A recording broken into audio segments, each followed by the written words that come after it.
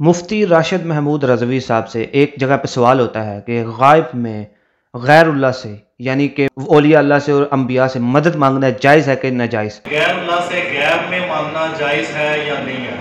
یہ بتائیں کہ غیر اللہ سے مراد بت ہیں یا کہ نبی بنی؟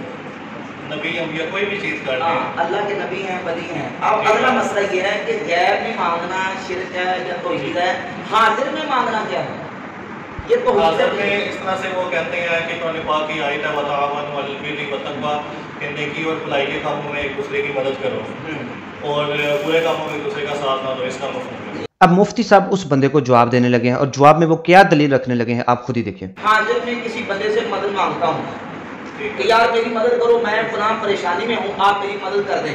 ٹھیک ہے، میری پریشانی ہے، آپ میری مدد کر دیں حاضر میں۔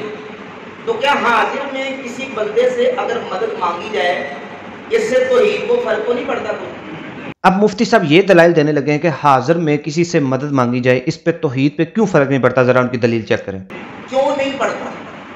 اس کی وجہ یہ ہے کہ بندہ جب بندے سے مدد لیتا ہے، حاضر سے، سامنے والے سے، موجود سے، تو اس کو خدا سمجھ کے نہیں، الہ سمجھ کے نہیں، بلکہ اس کو اللہ کا بندہ سمجھ کے اور یہ عقیدہ رکھ کے کہ اس کو اللہ نے یہ طاقت دی ہے اور اللہ کی دی طاقت سے یہ میری مدد کر سکتا ہے۔ اب دیکھیں جس نے سوال پوچھا ہے اس نے بڑے اچھے طریقے سے مفتی صاحب کو شروع میں بتا دیا ہے کہ نیکی اور پرہیزگاری کے کاموں میں ایک دوسرے کی مدد کرو، برائی میں دور رہو، لیکن مفتی صاحب اس بات کو کیوں اتنا گھما رہے ہیں وہ اب آپ آگے چیک کریں۔ اگر کوئی بندہ کسی مخلوق سے یہ نیت رکھ کے حاضر میں بھی مانگے کہ یہ اپنے آپ بغیر اللہ کے دینے سے میری مدد کر رہا ہے تو یہ شرک ہے۔ سمجھ آ رہی؟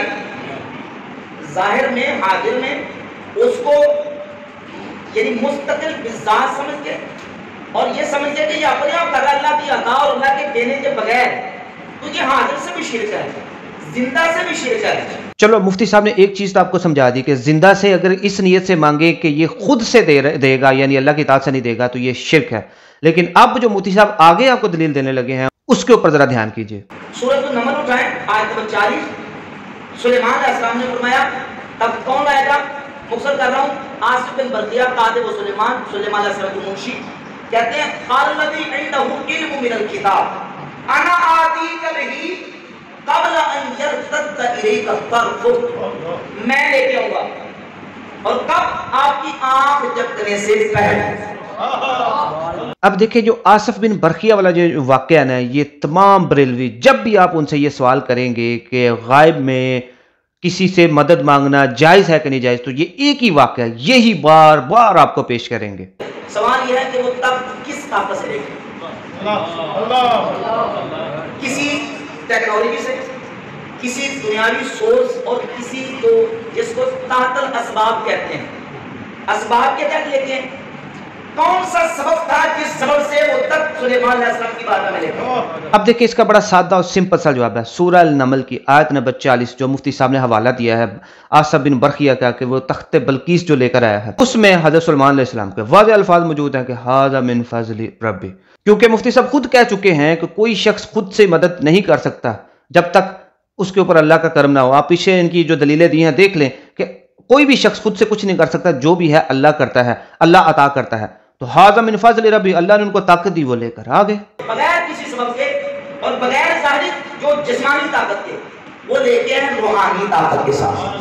اب اگر میں یہ عقیدہ رکھوں کہ یہ بندہ اللہ کی دی اس روحانی طاقت سے میری مدد کر سکتا ہے، تو جو بندہ روحانی طاقت سے دنیا کی زندگی میں مدد کر سکتا ہے اس کی روح مرتی نہیں ہے بلکہ فوت ہونے کے بعد روح کی طاقت بڑھ جاتی ہے، وہ فوت ہونے کے بعد بھی اپنی اسی روحانی طاقت سے مدد کر سکتا ہے۔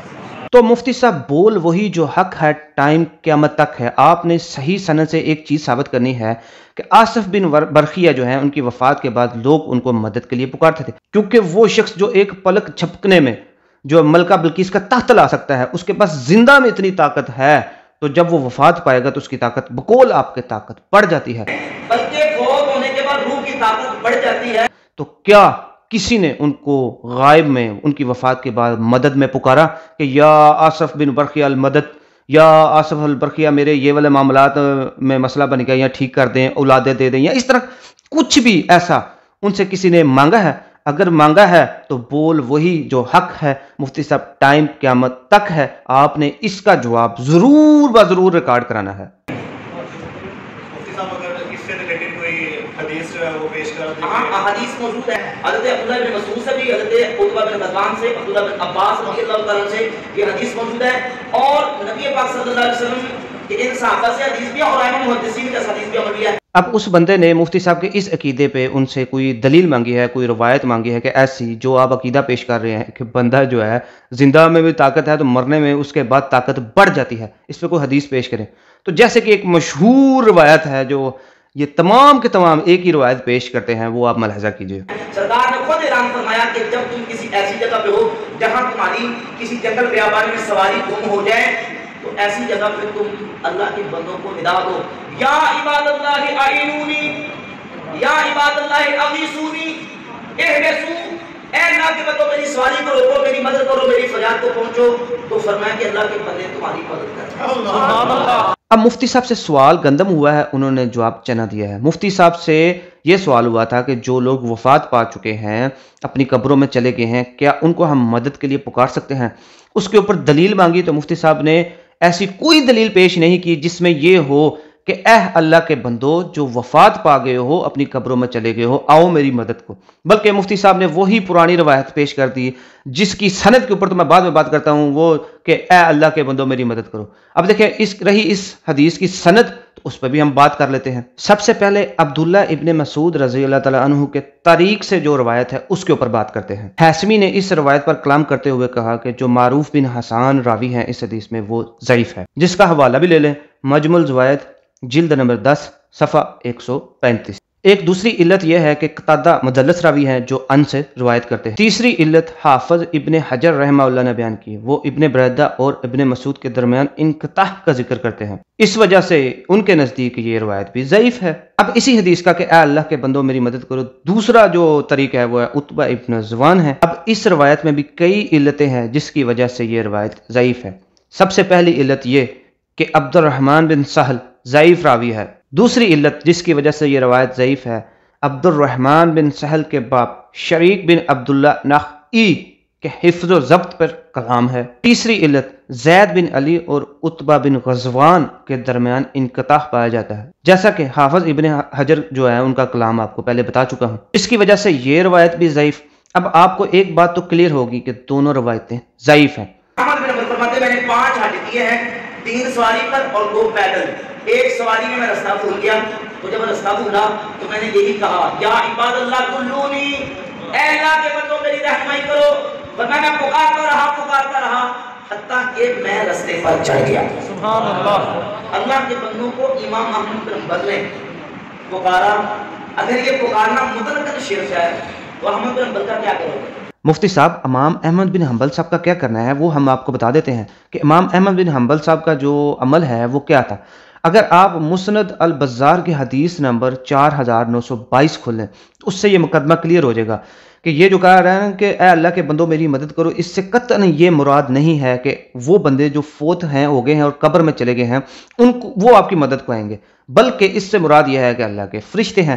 اور مسند البزار کی اس روایت میں جو کہ ہے تو ضعیف، حجت نہیں بنا رہا اس کو، لیکن یہ قرآن کی ایک آیت کو سپورٹیو ہے، یعنی کہ اللہ کے کچھ فرشتے ایسے بھی ہیں جو ہٹ کر مطلب دوسرے فرشتوں سے ہٹ کر جو درختوں کے پتے گر رہے ہیں ان کو گنتے ہیں۔ اگر آپ کہیں گے اللہ کے بندوں میں مدد کرو تو وہ آپ کی مدد کر دیں گے۔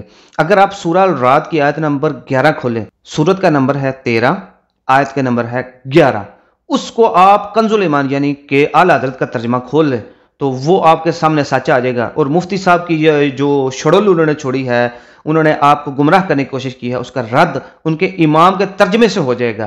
اور جو میں نے آپ کو مسند البزار کی 4922 نمبر حدیث بتائی ہے، چلو for the sake of argument دوسری دونوں حدیثیں بھی صحیح مان لو، وہ بھی صحیح، اور یہ مسند احمد بزار کی روایت بھی صحیح، لیکن اس سے مراد قطعاً وہ لوگ نہیں ہے جو قبر میں مدفون ہے۔ اس سے مراد کیا ہے؟ آئے امام احمد رضا خان بریلوی صاحب کے ترجمے سے ہم جو ہے نا وہ آپ کو واضح کر دیتے ہیں۔